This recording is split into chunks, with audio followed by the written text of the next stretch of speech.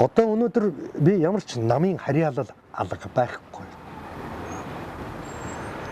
Эвсэлтэй нийлээд өөрийнхөө хүсэл зорилгоор өөрийнхөө үүргээ ухамсарлаж би Монголын ард түмний төлөө, Монгол улсынхаа төлөө хүчин зүтгэх ёстой гэсэн ийм ухамсарын дагуу энэ 20 оны сонгуульд оролцох гэж байна. Намайг муу хэлж болно. Энэ янз бүрийн лайв хийгээд ингуутлаа муу хэлж байгаа улсаа зөндөө л байна лээ. А гэхдээ яаж миний үжил бодол бүрэлдэд тогтсон бэ? Хэдэн жил, тийм ээ? Хэдэн жил бүрэлдэд тогтсон бэ? Энэ хүн Монгол улсын төлөө зүтгэж чадах чадaltaй юм а гэдгийг тэр болгон хүмүүс мэдэхгүй байгаа шүү дээ. Ямар хүсэл зорилгоор энэ тархины ажиллаад ямар хүсэл зорилгоо биелүүлэхийн тулд зүрх нь хайраар гийх вэ гэдэг асуудал өнөөдөр байгаа. Тийм учраас би зүгээр л хэлж байгаа. Хэрвээ итгвэл итгэл алдахгүй. Итгвэл итгэл алдахгүй. Хамтдаа зүтгэхтэй. Ард түмэнтэйгээ зүтгэн шүү. Тэрнээс аливаа нэгэн авилгал авч эсвэл авилгал өгсөн хүнтэй хамт зүтгэхгүй. Авилгал авах гэдэг юм уу аливаа нэгэн буруу үйлдэл хийх нас ч биш. А нөгөө төгөр хэрвээ би ямар нэгэн буруу үйлдэл хийх юм бол ямар нэгэн авилгал авах юм бол ямар нэгэн өөрийнхөө мөрийн хөтөлбөрийг биелүүлж чадахгүй бол гэдэг юм уу амлсан амандаа хүрч чадахгүй бол миний тэр сайхан аавын нэр төр шороотоо утгалдана. Тийм учраас би насаараа аавынхаа нэр төрийг шороотоо утгахгүй төлөө зүтгэж явсны хувьд үнэнчээр төр зүтгэхээс өөр арга байхгүй. Хүмүүс ярьдаг л да уран бүтээлч, жүжигчин, дуучин улс төр тэрэггүйч гэдэг юм уу эднийг оруулаад сонгуулаад яадгийн ийм тийм гэж. Бид нар хүн шүү дээ. Бас өөрийнхөө эрхийг эдэлж байгаа улсууд шүү дээ. Бид нар бүгдээрээ сонгогдох хэрэгтэй улсууд. Жүжигчин хүн гэдэг амьдралыг судалдаг улсууд байдаг. Хувь хүнээс эхшүүлээд нийгмийг судалдаг улсууд байдаг. Яагаад гэхээр зэрэг өөрийнхөө уран бүтээлийг ямар нэгэн дүрийг хийхин тулд тэр тухайн үеийн цаг үеийн нийгэм, улс төр, эдийн засаг, хүн, хувь хүн энэ бүгдийг мэдчихэж тухайн үеийн дүрүүдийг бий болгож ард түмний үзэгчдийн зүрх сэтгэлд хүрэхээр ажилдаг байхгүй юу? Өөрөөр хэлбэл судалгаа хийдэг гэж. Төмөрбатар гэдэг хүний хувьд бол өнөөдөр урлагт 42 жил ажиллалаа. 42 жил ажиллах хугацаанд 8 том бодит хүний дүрийг бүтээсэн. Нийгмийн зүтгэлтэнгүүдийн аль 13 дугаар зуунаас эхшүүлээд 14 дугаар зуун, 16 дугаар зуун дээр нь 19 дугаар зуун, 20, 21 дугаар зуун тодорч манлайлж байсан улс төр нийгмийн зүтгэлтнүүдийн дүр тоглосон болохоор тэр хүмүүсийг судлахын тулд нийгэм тэр эдийн засаг тийм ээ улс төрийн бүх цаг үеийг судалж ойлгож мэдэрч тэр хүнийхээ дүрийг бүтээсэн. Ийм байгаа шүү дээ. Тэгэхээр зэрэг л жүжигчин хүн гэдэг ондоо юм аа. Их ондоо. Нэг дүр бүтээхэд тэндээсээ өөртөө сургамж авна, туршлага авна. Яаж ард түмэн улс орныхон төлөө энэ хүн хэрхэн яаж зүтгэжсэн бэ гэдэг гаргалгаа гарц тэр өөрийнх нь үжил бодлыг нэвч өөрийнх нь биед шингээдэг байхгүй. Тийм ч учраас улс төрд илүү ойрхон байдаг байх гэж би боддог юм. Илүү зүтгэлтэй байх гэж боддог юм. Улс төрд орох гэж оролддог байх гэж боддог юм. Энэ олон дүрүүдийг бүтээснээрээ улс орон ард түмнийхэн төлөө цохилох зүрх маань тэдний аз жаргал сайн сайхны төлөө явах юмсан гэсэн энэ сайхан үжил бодол бүрэлдэт тогтсон юм байгаа шүү дээ хой хүний хувьд. Нөгөөтэйгөр би үе залгамжилсан жүжигчин хүн. Миний аав ч гэсэн өнөөдөр соён гэгэрүүлэх Монгол улсын соён гэгэрүүлэх энэ үйлсэд тултлан ажилласан хүн. Та нар бүгдээрээ мэдэх байх цагааны эцэг мэдээ.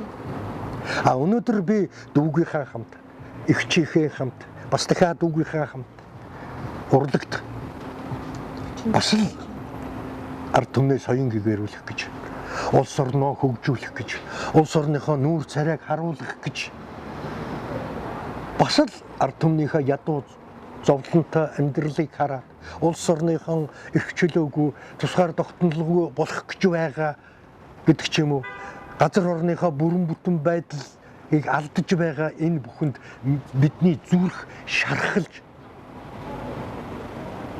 яагаад ингэдгийг болоо гэдгийг бодож сэтгэж яваа улсууд шүү дээ. Яаж ямар замаар энэ бүхнээс салах вэ гэдгийг бас бодож яваа улсууд шүү дээ. Өнөөдөр төр засагт би ярьдгийн толгоогоор ажиллаж байгаа улсууд их байна. Толгоогоор ажиллаж байгаа. Сайнтай муутай. Тэгвэл яг зүрхээрээ ажиллаж чадахгүй байх хүмүүс. Зүрх гэдэг чинь хайр гэрэлтүүлж яадаг ид шүү дээ. Тэгэхээр чин өнөөдөр манай төр засагт хайр байхгүй болчихсон. Зүгээр мөс шиг болсон. Бүгд л хувийн эрх ашигын үүднээс хэдэн хүмүүс нийлээд өөрсдийнхөө улс орныхон баялагийг хувааж идсэн, ард түмнээ ядууруулсан, хөгжүүлэх тал дээр улс орноо хөгжүүлэх тал дээр юу ч бодохгүй, өөрсдийнхөө төлөө хуулиа гаргасан ийм л улсууд оршин тогтнож байна шүү дээ. Тийм учраас би сонгуульд оролцож хэрвээ их хурлд намайг сонгох юм бол энэ хайрыг бий болгох ёстой. Тэр их хурлын танхимаас эхлээл нэг нэгийг хайрлах сэтгэл, дараа нь ард түмнээ хайрлах сэтгэл, улс орноо хайрлах сэтгэл бий болгох ёстой шүү дээ. Жүжигчин хүн гэдэг бол нийгмийн хөгжлийн өргөл төрөнд явдаг.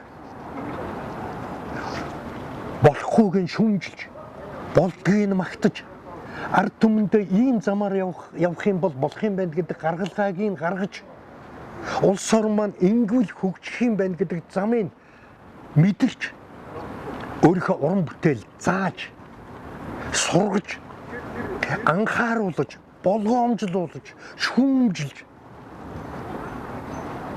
явах ёстой хүн шүү дээ. Тийм учраас хэрвээ их хурлын гишүүн байх юм бол ганцхан урлагч биш. Энэ бүхний төлөө зүрх маань цохилж байгаа.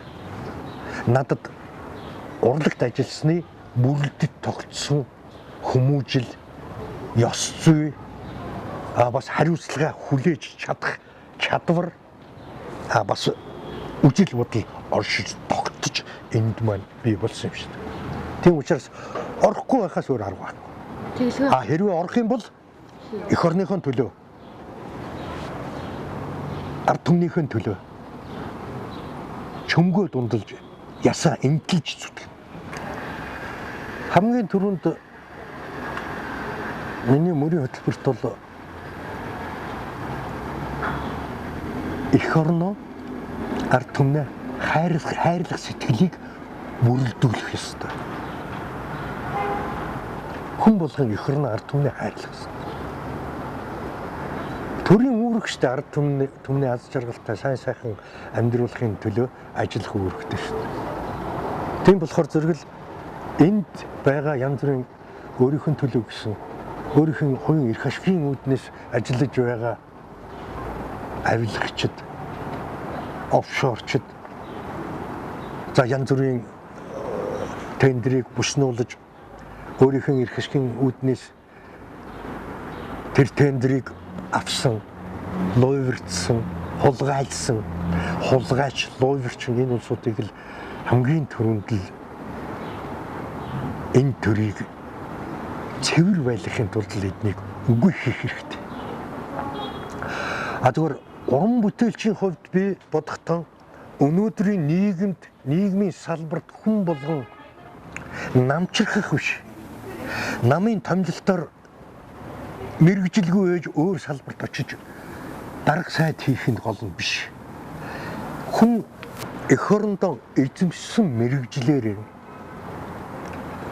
эзэмшсэн туршлагаараа ажиллаж нийгмийн салбарт би жүжигчин хүн соёлын салбарт ажиллах ёстой.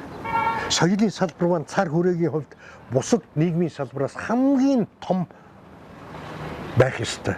Энэ соёл урлагийн салбар бол Монгол улсыг олон улсад нэрийг тахалж байдаг.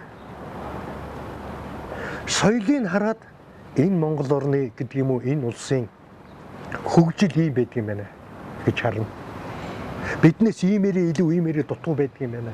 Энэ ямар үзэсгэлэнтэй байгальтай газар вэ? Энэ яасан сайхан сэтгэлтэй улсууд байдаг юм бэ? Энэ ямар сайхан хөгжилтэй орн бэ гэдгийг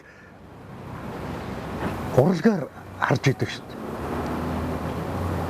Тэгэхээр зэрэгэл урлаг гэдэг маань нийгмийн салбарын тэргүүн игнэний ийм салбар байхгүй. Энд ажиллах ёстой.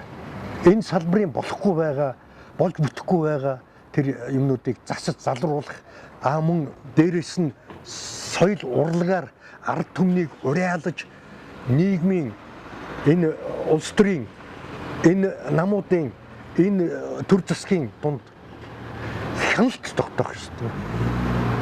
Манайд өнөөдөр хяналтын систем нэг намын үжил бодлоос болоод танил талаа тавьж мэддэг чаддаг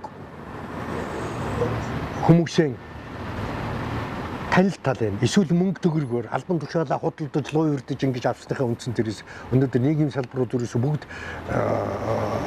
доошоо доод зэгтээ хөдлөө шүү дээ. Тэгэхээр зэрэг хяналт байх ёстой. Хяналтын дагуу хариуцлага байх ёстой. Хариуцлагын тогтоог маш сайн тогтоох хэрэгтэй шүү дээ. Өнөөдөр 10,000 төгрөг болгосон хүн зүгээр жирийг ард түмэн 4 жилээр яллагдаж яхад 10-20 тэрбумаар нь хэдэн 100 тэрбумаар нь идчихээд цагаараа л гараад хэрэг хийгээгүй юм шиг явж шít. Гэхдээ энэ хариуцлагын тогтолцоо мөн үү? Биш шүү дээ. Тийм учраас адилхан тэгш хэрэгтэй байх ёстой бид нар. Үндсэн хуульдаа тийм шүү дээ. Тэгш хэрэгтэй. Дээр нь аливаа нэгэн нам төрийг удирддаггүй. Төрийг удирддаг хүчин зүйл чинь ард түмэн байх ёстой. Ард түмэн төр удирдах учраас өөрсдийнх нь хэлэх үгээ жагсаалан өөрсдөө мэдж өөрсдөө энэ алдаа завхралыг засаж хэлж ярьж байх ёстой шүү дээ. Энэний төлөө л ажиллах ёстой. Өнөөдөр бид нар яагаад ядуу байгаа юм бэ? Өнөөдөр сонгуул боллоо. Нэг 20,000 төгрөг өгсөн хүний төлөө бид нар саналаа өгчхөөд 4 жил яагаад зовх ёстой гэж. Нам гэдэг энэ томилтоор ингээд янз бүрийн салбаруудын дарга цэргүүдийг ингээд тавиад байсан. Өнөөдөр тэгж тавьснараа өнөөдөр Монголын хөгжил юун төрч вэ? Доошоо нь л боллоо шүү дээ. Өрөнд баригдлаа. Газар шорооныхон эрдэс баялагийг гадныхан далдлаа. Хитгэн гэрвэл тэр бомтон болцсон. Баярлаж гадаад дотоодод аялаж үр хөөхт нь энэ тэнд явж эсвэл хар тамхи эсвэл нэг согтуу хөлчөө хэрэг дөв хийцэн ингэж явж байна. Ард түмний хүүхэд яагаад байхгүй вэ? Тийм шүү дээ. Энд чинь л ерөөсөө эрх мэдэл эдхэн хүний гарт орсноороо тэд нар л жаргалтай амьдарж байгаа болохоос биш ард түмэн жаргалтай амьдарж байна гэвэл бодлаа. Анх хөрөлсөх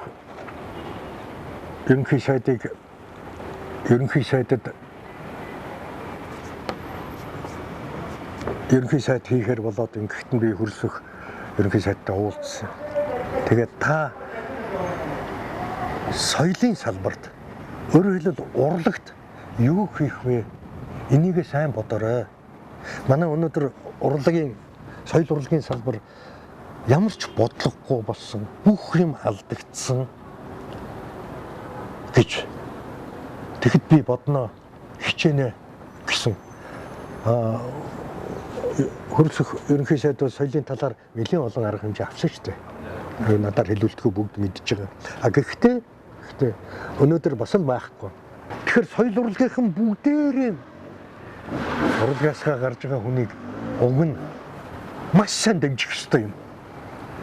Тэгжээж соёл урлага бид нар би ганцаараа гарчхад би ганцаараа зүтгээд би ганцаараа урлагийг хөгжүүлэх гээд байгаа юм биш шүү дээ. Бүгдээрээ нийлж зүтгэн төрд байгаа одоо ухаандаа 76 гишүүнтэй хамт ярьж энийг хөгжүүлэх асуудлыг ярина. Өөрийнхөө мөрийн хөтөлбөрийг биелүүлнэ.